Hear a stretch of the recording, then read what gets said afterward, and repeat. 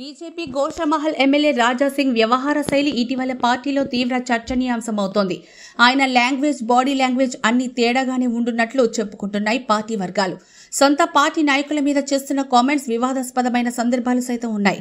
అసలు ఎమ్మెల్యే ఎందుకు అలా మాట్లాడుతున్నారు? ఆయన మనసులో వేరే ఆలోచనలు ఏమైనా ఉన్నాయా అన్న ఎంక్వైరీలు సైతం పెరిగిపోయాయి. రాజాసింగ్ రాష్ట్ర పార్టీలో ఎవరిని వదిలిపెట్టకుండా అధ్యక్షుడు కిషన్ రెడ్డిని మాత్రం ఎక్కువగా టార్గెట్ చేశారన్నది నాయకుల అభిప్రాయం. ఇక తనకు సంబంధం లేని అంశాల్లో సైతం స్పందించి కిషన్ రెడ్డి మీద వ్యాఖ్యలు చేశారాయన. సీఎం రేవంత్ రెడ్డి మాట్లాడినా, ఎమ్మెల్సీ కవిత కేసీఆర్ కు లేఖ రాసినా అందులో బీజేపీ ప్రస్తావన ఉంటే చాలు రాజాసింగ్ సొంత పార్టీపైనే బాణాలు ఎక్కుపెడుతూ రియాక్ట్ అయ్యేవారు. తనపై చర్యలు తీసుకుంటారని ప్రచారం జరుగుతోందని, దమ్ముంటే సస్పెండ్ చేయండి, అందరి బాగోతలను బయట పెడతారని కూడా ఒక దశలో సవాల్ చేశారు రాజాసింగ్.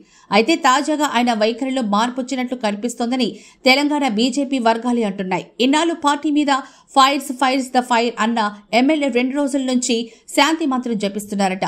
అందుకు ప్రత్యేక కారణం కూడా ఉందని అంటున్నారు.